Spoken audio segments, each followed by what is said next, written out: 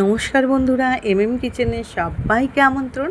আজকে তৈরি করেছি কাতলা ক্যাপসিকাম। কিভাবে তৈরি করেছি চলুন দেখে নেওয়া যাক।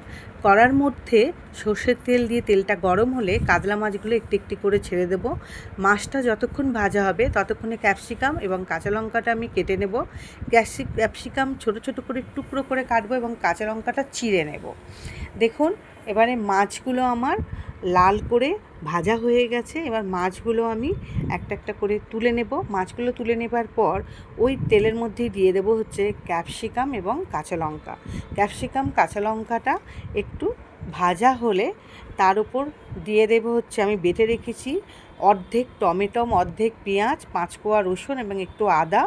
মশলাটা আমি বেটে রেখেছি, টমেটো, পেঁয়াজ, আদা, রসুন একসাথে বেটে রেখেছি। সেই মশলাটা দিয়ে এবার এর উপর দিয়ে দেবো হচ্ছে লবণ, হলুদ গুঁড়ো এবং লঙ্কার গুঁড়ো দিয়ে মশলাটা ভালো করে কষতে হবে। যতক্ষণ না মশলা থেকে তেল ছেড়ে যায় ততক্ষণ পর্যন্ত মশলাটা একটু কষে নিতে হবে। যখন দেখবেন তেল ছেড়ে গেছে তখন দিয়ে দেবো জল। এবার জলটা দিয়ে যখন ফুটে যাবে তারপরে দিয়ে দেবো মাছগুলো দিয়ে মাছগুলো একটু সেদ্ধ হওয়া পর্যন্ত অপেক্ষা করতে হবে। হয়ে গেছে আমার। এবার দেখুন, এর ওপর দিয়ে দেবো হচ্ছে 1 চামচ তন্দুরি মশলা। 1 চামচ তন্দুরি মশলা দিয়ে হয়ে গেল আমার কাতলা ক্যাপসিকাম। রেসিপিটা ভালো লাগলে একটা লাইক, শেয়ার, কমেন্ট করে দেবেন। সবাই ভালো থাকবেন।